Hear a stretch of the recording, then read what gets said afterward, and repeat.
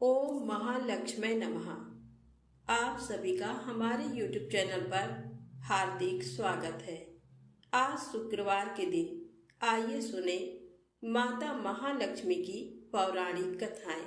श्री महालक्ष्मी की व्रत कथा के श्रवण और पठन करने से दुख दरिद्रता दूर हो जाता है। श्री महालक्ष्मी माता की कृपा से सुख संपत्ति ऐश्वर्य प्राप्त होता है, मन की इच्छा पूरी होती है। इसलिए कथा को श्रद्धा भाव से पूरा अवश्य सुनिएगा। एक बार प्रेम से बोले माता महालक्ष्मी की जय हो। सौराष्ट्र में भद्रश्रवा नाम के राजा थे। वे बड़े पराक्रमी राजा थे। 4 वेद, 6 शास्त्र, 18 पुराणों का उन्हें ज्ञान था। उनकी रानी का नाम सूरत चंद्रिका था। रानी दिखने में सुंदर और सुलक्षणा थी तथा पतिव्रता थी। उन दोनों को 7 पुत्र तथा उसके बाद एक कन्या का वरदान मिला था। कन्या का नाम सांबाला था। एक बार महालक्ष्मी जी के मन में आया कि जाकर उस राजा के राजप्रसाद में रहें। इससे राजा को दुगनी धन दौलत की प्राप्ति होगी और वह इस धन दौलत से अपनी प्रजा को और सुख दे पाएगा। गरीब के घर अगर रहे और उसे धन दौलत प्राप्त हो तो वह स्वार्थी की तरह केवल अपने ऊपर ही खर्च करेगा। ये सोचकर श्री महालक्ष्मी जी ने बूढ़ी ब्राह्मण स्त्री का रूप धारण किया। हाथ में लाठी लिए लाठी के सहारे रानी के द्वार तक पहुंची। यद्यपि उन्होंने बूढ़ी औरत का रूप धारण किया था, पर उनके चेहरे पर देवी का तेज था। उन्हें देखते ही एक दासी सामने आई। उसने उनका नाम, धाम, काम, धर्म पूछ डाला। वृद्ध ब्राह्मणी का रूप धारित माता लक्ष्मी ने कहा, बालिके, मेरा नाम कमला है। मेरे पति का नाम भुवनेश है। हम द्वारिका में रहते हैं। तुम्हारी रानी पिछले जन्म में एक वैश्य की पत्नी थी। वह वैश्य गरीब था। दरिद्रता के कारण हर रोज घर में झगड़े होते थे तथा उसका पति रोज उसे मारता था। इन बातों से तंग आकर वह घर छोड़कर चली गई तथा जंगल में खाली पेट भटकने लगी। उसकी इस दुर्दशा पर मुझे दया आई। तब मैंने उसे सुख संपत्ति देने वाली श्री महालक्ष्मी की कथा सुनाई। मेरे कहने पर उसने श्री महालक्ष्मी का व्रत किया। श्री महालक्ष्मी प्रसन्न हुई। उसकी गरीबी दूर हुई। उसका घर संसार दौलत संतति संपत्ति से भर गया। बाद में पति पत्नी दोनों परलोक सिधारे। लक्ष्मी व्रत करने के कारण वे लक्ष्मी लोक में रहे। उन्होंने जितने साल महालक्ष्मी का व्रत किया उतने हजारों साल उन्हें सुख भोग मिला। इस जन्म में उनका जन्म राजघराने में हुआ है, परंतु वह श्री महालक्ष्मी का व्रत करना भूल गई हैं। उसे ये याद दिलाने मैं यहाँ आई हूँ। बुढ़िया माँ की बातें सुनकर दासी ने उन्हें प्रणाम किया तथा श्री महालक्ष्मी का व्रत किस तरह किया जाए इस बारे में पूछा। बुढ़िया रूप धारण किए हुए माता महालक्ष्मी दासी को पूजा की विधि तथा महिमा बताई। इसके बाद वह दासी माता को प्रणाम कर रानी को बताने अंदर चली गई। राजवैभव में रहते हुए रानी को अपने ऐश्वर्य का बहुत घमंड हुआ था। संपत्ति तथा अधिकार की वजह से वह उन्मत्त हो गई थी। दासी द्वारा बताई गई बुढ़िया माई की बातें सुनकर वह आग बबूला होकर राजद्वार पर आकर बुढ़िया रूपी श्री महालक्ष्मी पर बरस पड़ी। उसे ये मालूम ही नहीं था कि श्री महालक्ष्मी माता बुढ़िया का रूप धारण किए द्वार तक आई है। परंतु रानी का इस कदर रूखा बर्ताव तथा अपना अनादर देखकर माता ने वहां ठहरना ठीक न समझा। वे वहां से चल पड़ी। राह में उन्हें राजकुमारी सांबाला मिली। उन्होंने सांबाला को सारी बात बताई। सांबाला ने अपनी ओर से श्री महालक्ष्मी माता से क्षमा मांगी। माता को उस पर दया आई। उन्होंने सांबाला को श्री महालक्ष्मी व्रत के बारे में बताया। सांबाला ने परम श्रद्धा से श्री महालक्ष्मी का व्रत रखा।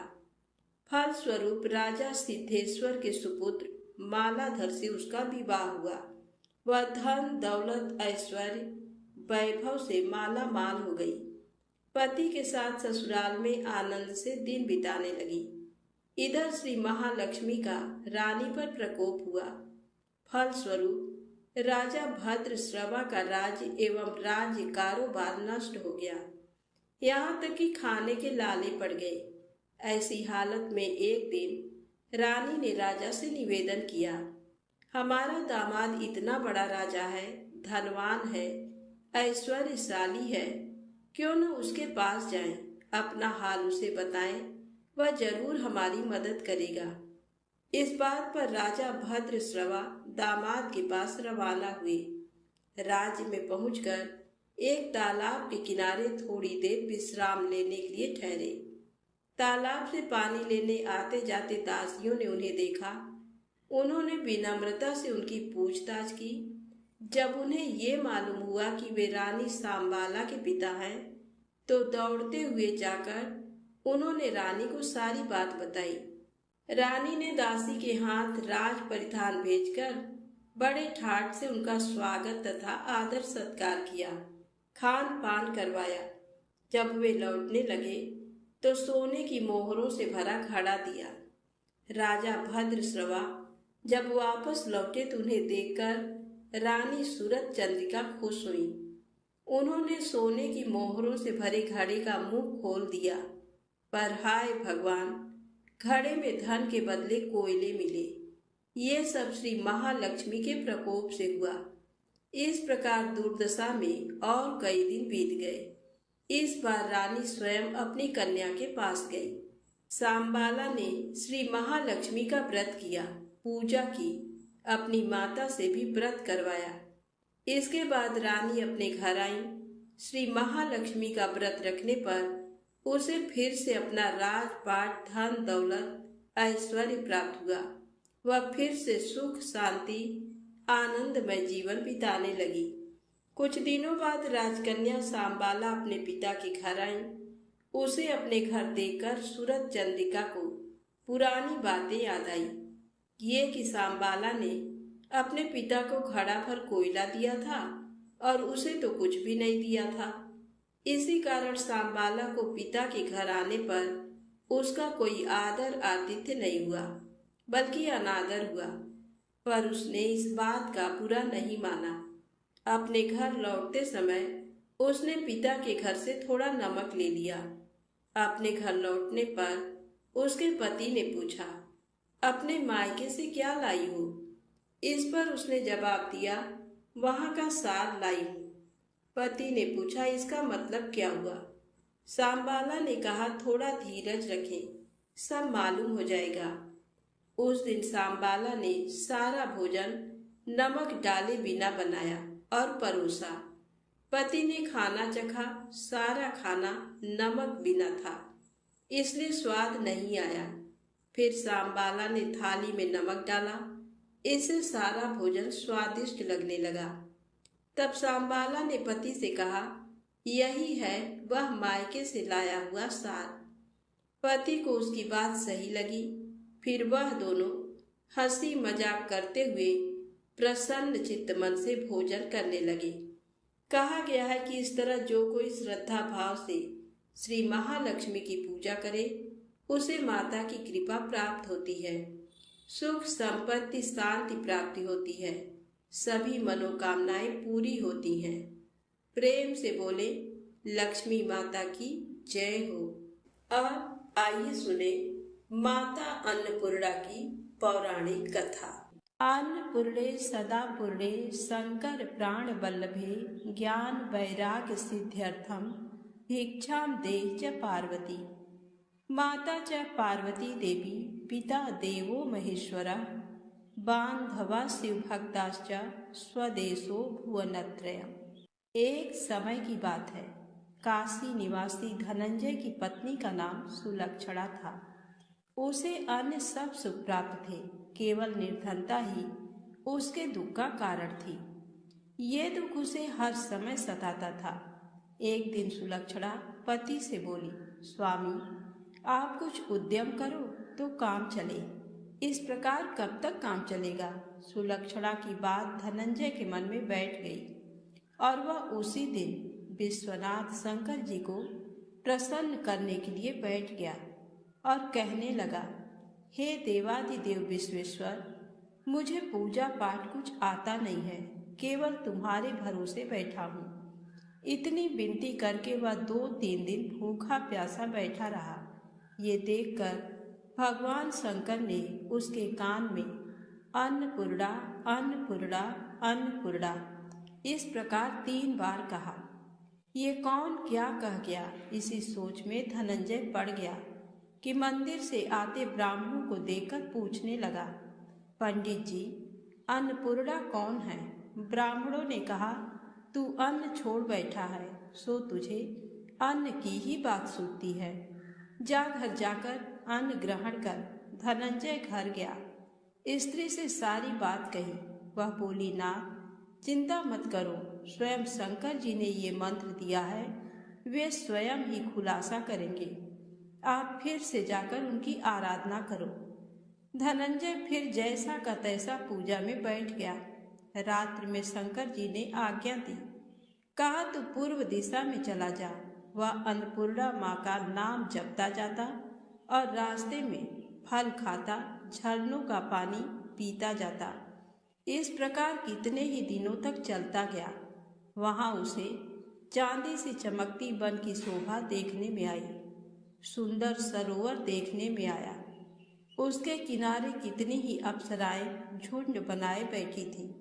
एक कथा कहती थी और सब माँ अन्नपूर्णा इस प्रकार बार बार कहती थी। ये अगहन मास की उजेली रात्रि थी और आज से ही व्रत का आरंभ था। जिस शब्द की खोज करने वह निकला था, वह उसे वहाँ सुनने को मिला। धनंजय ने उनके पास जाकर पूछा, हे देवियों, आप ये क्या करती हो? उन सब ने कहा, हम सब माँ अन्नपूर्णा का व्रत करती हैं। व्रत करने से गई, पूजा क्या होता है? ये किसी ने किया भी है? इसे कब किया जाए? कैसा व्रत है और विधि कैसी है? मुझसे भी कहो। वे कहने लगी, इस व्रत को सब कोई कर सकते हैं। 21 दिन तक के लिए 21 गांठ का सूत लेना चाहिए।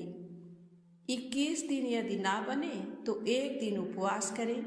ये भी ना बने तो केवल कथा सुनकर प्रसाद लें। निराहार रहकर कथा कहें। कथा सुनने वाला कोई ना मिले तो पीपल के पत्तों को रख, सुपारी या घृत कुमारी वृक्ष को सामने कर, दीपक को साक्षी कर, सूर्य, गाय, तुलसी या महादेव जी को बिना कथा सुनाए मुख में दाना न डाले। यदि भूल से कुछ पड़ जाए तो 1 दिवस फिर उपवास करें। व्रत के दिन क्रोध ना करें और झूठ ना बोलें। धनंजय बोला, इस व्रत के करने से क्या होगा? वे कहने लगी, इसके करने से अंधों को नेत्र मिले, लूलों को हाथ मिले, निर्धन के घर धन आए, बाझल को संतान मिले, मूर्ख को विद्या आए। जो जिस कामना से व्रत करे, माँ उसकी इच्छा पूरी करती है। वह कहने लगा, बहनों, मेरे भी धन नहीं है, विद्या नहीं है, कुछ भी तो नहीं है। मैं तो दुखिया ब्राह्मण हूँ। मुझे इस व्रत का सूत दोगी? हाँ भाई, तेरा कल्याण हो, तुझे सूत देंगे। ले, इस व्रत का मंगल सूत ले। धनंजय ने व्रत किया। व्रत पूरा हुआ। तभी सरोवर में से 21 खंड की सुवर्ण सीढ़ी हीरा मोती जड़ी हुई प्रकट हुई। धनंजय जय अन्नपूर्णा अन्नपूर्णा कहता जाता था। इस प्रकार कितनी ही सीढ़ियां उतर गया तो क्या देखता है कि करोड़ों सूर्य से प्रकाशमान अन्नपूर्णा माता का मंदिर है। उसके सामने सुवर्ण सिंहासन पर माता अन्नपूर्णा विराजमान है। सामने भिक्षा हेतु शंकर भगवान खड़े हैं। देवांगनाएं चंवर डुलाती हैं। कितनी ही हथियार बांधे पहरा देती हैं। धनंजय दौड़कर जगदम्बा के चरणों में गिर गया। देवी उसके मन का क्लेश जान गई। धनंजय कहने लगा, माता, आप तो अंतर्यामिनी हो, आपको अपनी दशा क्या बताऊं? माता बोली, मेरा व्रत किया है, जा संसार तेरा सत्कार करेगा। माता ने धनंजय की जिह्वा पर बीज मंत्र लिख दिया। अब तो उसके रोम रोम में विद्या प्रकट हो गई। इतने में क्या देखता है कि वह काशी विश्वनाथ के मंदिर में खड़ा है। माँ का वरदान ले धनंजय घर आया। सुलक्षणा से सब बात कही। माता जी की कृपा से उसके घर में संपत्ति उमड़ने लगी। छोटा सा घर बहुत बड़ा गिना जाने लगा। जैसे शहद के छत्ते में मक्खियाँ जमा होती हैं, उसी प्रकार अनेक सगे संबंधी आकर उसकी बड़ाई करने लगे।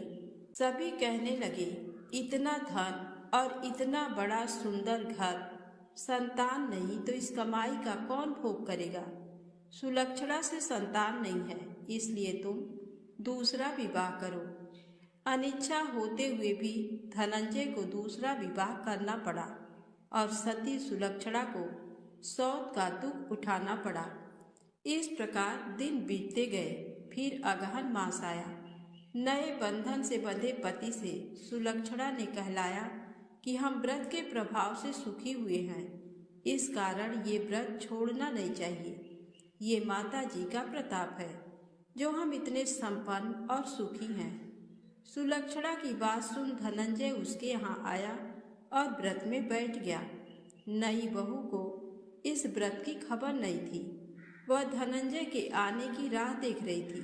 दिन बीतते गए और व्रत पूर्ण होने में 3 दिवस बाकी थे कि नई बहू को खबर पड़ी। उसके मन में ईर्ष्या की ज्वाला दहक रही थी। सुलक्षणा के घर आ पहुंची और उसने वहां भगदड़ मचा दी। वह धनंजय को अपने साथ ले गई। नए घर में धनंजय को थोड़ी देर के लिए निद्रा ने आ दबाया। इसी समय नई बहू ने उसका व्रत का सूत तोड़कर आग में फेंक दिया। अब तो माता जी का कोप जाग गया। घर में अकस्मात आग लग गई। सब कुछ जलकर खाक हो गया। सुलक्षणा जान गई और पति को फिर अपने घर ले आई। नई बहू रूठकर पिता के घर जा बैठी।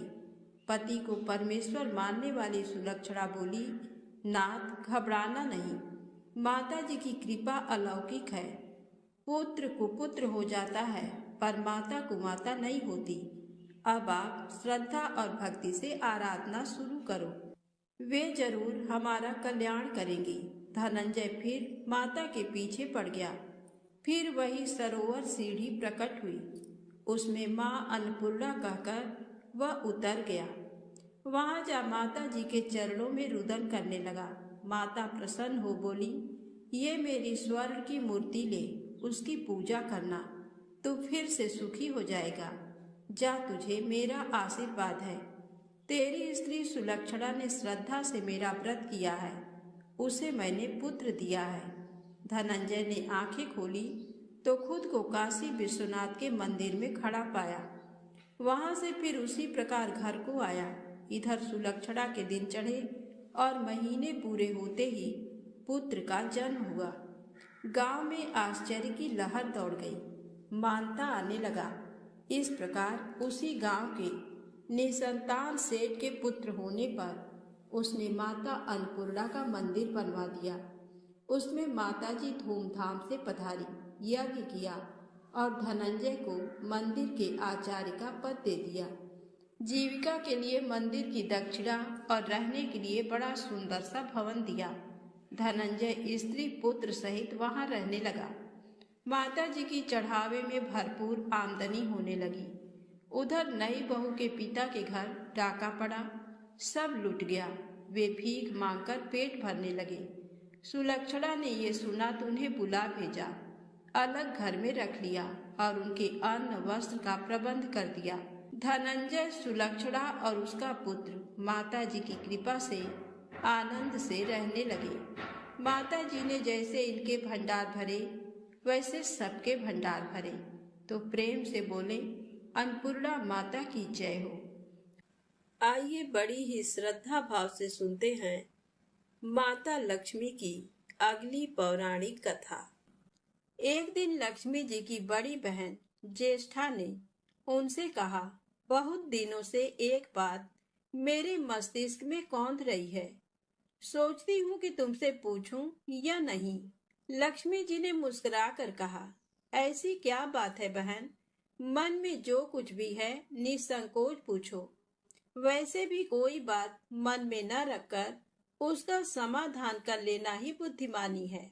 तब अलक्ष्मी ने कहा, मैं अक्सर यही सोचती रहती हूँ कि सुंदरता में हम दोनों बराबर हैं। फिर भी लोग तुम्हारा आदर करते हैं और मैं जहाँ भी जाती हूँ वहाँ उदासी छा जाती है।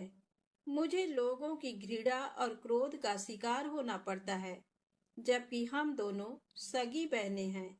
ऐसा क्यों? तब लक्ष्मी जी ने हंसकर कहा, सगी बहन या समान सुंदरता होने से ही आदर नहीं मिलता। उसके लिए अपने को भी कुछ करना चाहिए। लोग मेरा आदर इसलिए करते हैं क्योंकि मैं उनके घर पहुंचते ही सुख के साधन जुटा देती हूँ। संपत्ति और वैभव से आनंदित होकर लोग मेरा उपकार मानते हैं, तभी मेरी पूजा करते हैं। उधर तुम्हारा ये हाल है कि जिसके यहाँ भी तुम जाती हो उसको गरीबी, रोग और आपदा सहनी पड़ती है। इसी वजह से लोग तुमसे घृणा करते हैं।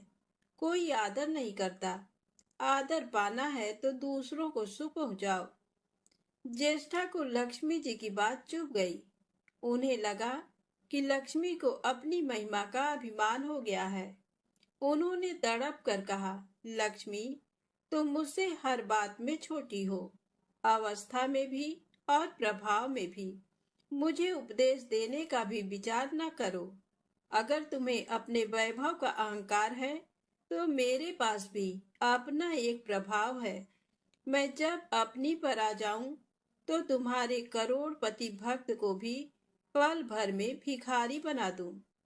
इतना सुनकर लक्ष्मी जी को हंसी आ गई और कहने लगी, बहन, तुम बड़ी हो इसलिए कुछ भी कह लो, लेकिन जहां तक प्रभाव की बात है मैं तुमसे कम नहीं हूँ। जिसको तुम भिखारी बनाओगी उसे मैं दूसरे दिन रंक से फिर राजा बना दूंगी। मेरी महिमा का अभी तुम्हें पता ही कहाँ है। अलक्ष्मी ने कहा, और तुम्हें भी मेरी महिमा का पता ही नहीं है। जिसकी तुम सहायता करोगी उसे मैं दाने दाने के लिए भी मोहताज कर दूंगी। लक्ष्मी जी ने कहा, देखो बहन, दाने दाने के लिए तुम उसे मोहताज कर सकती हो जिससे मैं रूठ जाऊं, जिसके सिर पर मेरा वरद हस्त ना हो, उसका तुम कुछ भी बिगाड़ सकती हो। परंतु जिस पर मेरी कृपा दृष्टि है उसका कोई भी बाल तक बांका नहीं कर सकता। अगर तुम अपना प्रभाव दिखाने को इतनी ही उतावली हो रही हो तो कल अपना प्रभाव दिखाकर देख लेना। अलक्ष्मी बोली, ठीक है, बोलो कहाँ चलें? तब माता लक्ष्मी ने कहा, दूर क्यों जाएं? पास ही के गांव में एक ब्राह्मण रहता है, उसका नाम है दीनानाथ। वह हर रोज मंदिर में पूजा करने जाता है और मेरा पक्का भक्त है। उसी पर हमें अपनी अपनी महिमा दिखानी है। ज्येष्ठा को ताव आ गया। उन्होंने हाथ झटक कर कहा, ठीक है ठीक है, देख लेना, कल तुम्हारा सिर ही झुक जाएगा। कहकर वह एक ओर चली गईं।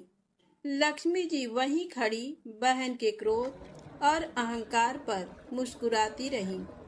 दूसरे दिन दोनों बहनें गांव के विष्णु मंदिर में पहुंची। उन्होंने वेश बदल रखा था। साधारण स्त्रियों की तरह वे दोनों मंदिर के द्वार पर बैठ गईं। लोगों ने देखा तो अवश्य, लेकिन किसी ने उनकी ओर कोई खास ध्यान नहीं दिया। ध्यान देने वाली कोई खास बात थी भी नहीं। वह मंदिर था और वहां हर रोज दीन दुखी आते जाते रहते थे। वहां आने वाले सभी किसी न किसी परेशानी में घिरे रहते थे। फिर भला उन्हें किसी दूसरे की परेशानी से क्या सरोकार हो सकता था। थोड़ी देर बाद वहां दीनू पंडित आया। दोनों बहनों की नजरें उस पर जम गईं। पूजा करके जब वह लौटने लगा तो ज्येष्ठा ने कहा, लक्ष्मी, वह तुम्हारा भक्त आ रहा है। बन पड़े तो कोई सहायता करो। माता लक्ष्मी ने कहा, हाँ करती हूँ। लक्ष्मी जी ने एक पोला बांस दीनू के रास्ते में रख दिया, जिसमें मोहरे भरी हुई थी। ज्येष्ठा ने बांस को छूकर कहा, अब तुम मेरा प्रभाव भी देख लेना। पूजा करके लौट रहे दीनू ने रास्ते में पड़ा हुआ वह बांस का टुकड़ा उठा लिया। उसका विचार था कि वह किसी काम आ जाएगा। घर में 100 जरूरतें होती हैं। अभी वह पंडित कुछ ही आगे बढ़ा था कि उसे एक लड़का मिला। लड़के ने पहले पंडित जी से राम राम की, फिर बड़ी ही नम्रता से बोला, पंडित जी, मुझे अपनी चारपाई के लिए बिल्कुल ऐसा ही बांस चाहिए। दादाजी ने ये कहकर भेजा है कि जाओ बाजार से ले आओ। ऐसा बांस पंडित जी कहाँ मिलेगा? दीनू ने कहा, मैंने मोल नहीं लिया, रास्ते में पड़ा था सो उठा लाया। लो, तुम्हें जरूरत है तो तुम ही रख लो। वैसे बाजार में 1 रुपए से कम का नहीं है। लड़के ने चवन्नी देते हुए कहा, मगर मेरे पास तो ये चवन्नी ही है पंडित जी। अभी तो आप इसे ही रखिए, बाकी 12 आने शाम को दे जाऊंगा। पंडित जी खुश थे कि बिना किसी हील हुज्जत के रुपया कमा लिया। दीनू पंडित ने चवन्नी लेकर बांस लड़के को दे दिया और वह चवन्नी अपनी डोलची में रख दी। मंदिर के पास खड़ी दोनों देवियां ये सारी लीला देख रही थी। ज्येष्ठा ने कहा, लक्ष्मी, देखा तुमने? तुम्हारी इतनी सारी मोहरे मात्र एक चवन्नी में बिक गई। और अभी क्या, ये चवन्नी भी तुम्हारे भक्त के पास नहीं रुकेगी। चलो उसके पीछे चलते हैं और देखते हैं कि क्या होता है। दोनों बहनें दीनू के पीछे पीछे चलने लगीं। एक तालाब के पास दीनू ने डोलची रख दी और कमल के फूल तोड़ने लगा।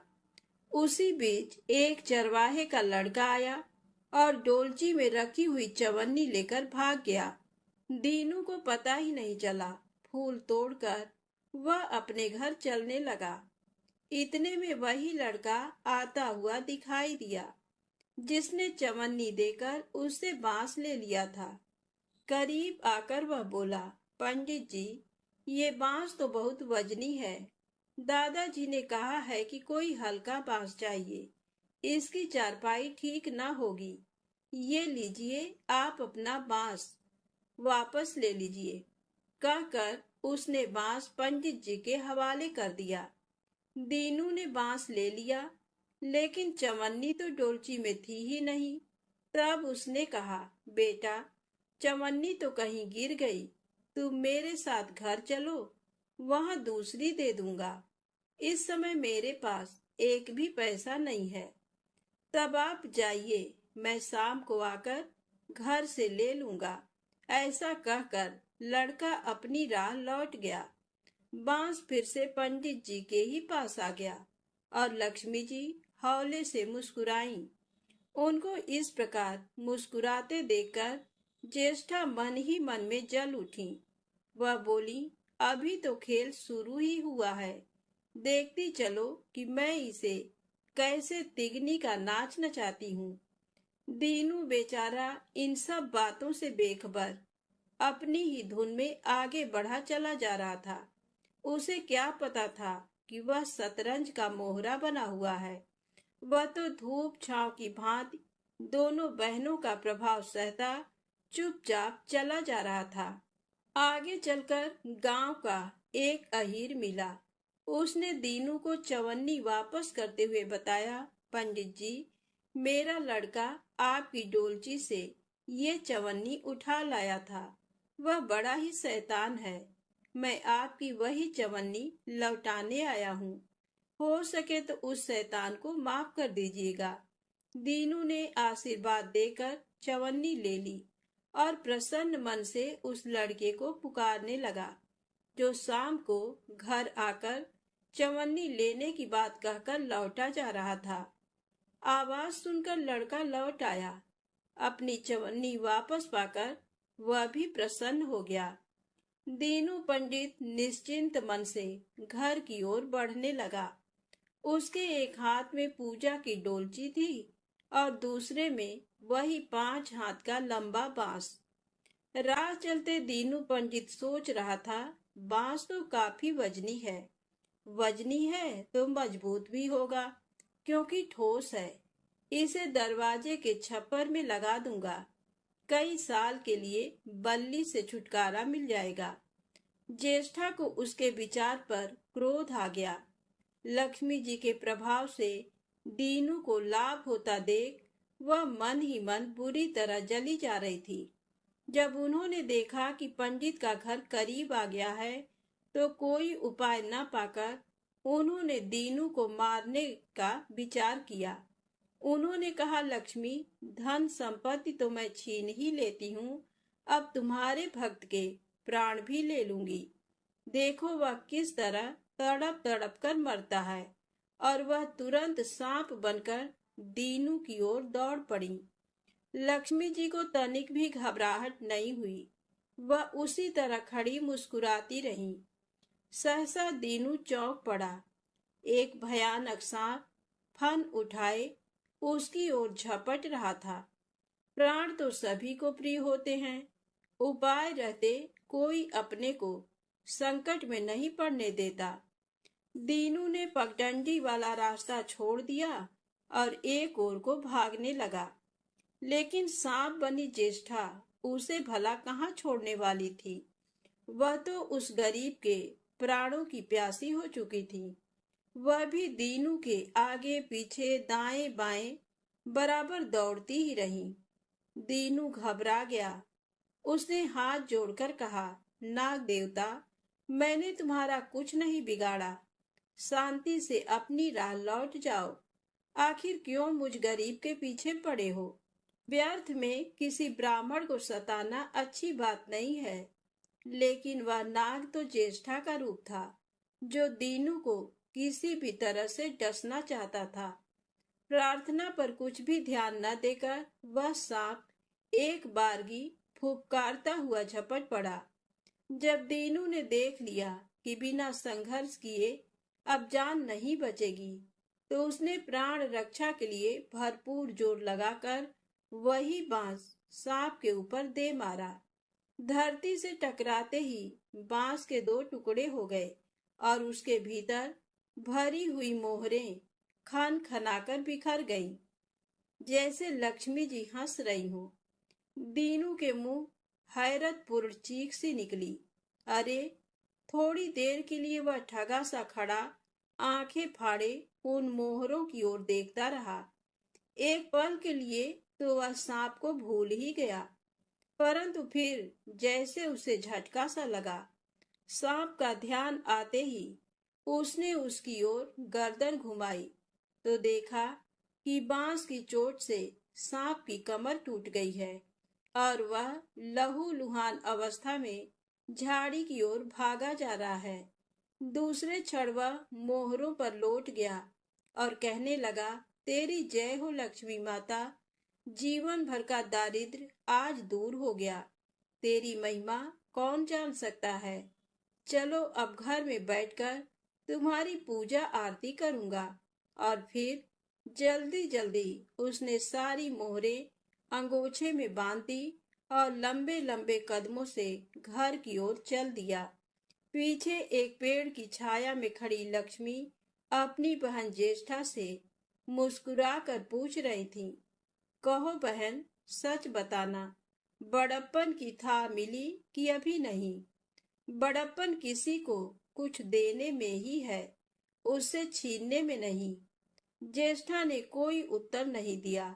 वह चुपचाप उदास खड़ी रही। लक्ष्मी जी ने उनका हाथ पकड़कर कहा, फिर भी हम दोनों बहनें हैं, जहाँ रहेंगी साथ ही रहेंगी। आओ अब चलें। तो प्रेम से बोले, माता लक्ष्मी की जय हो।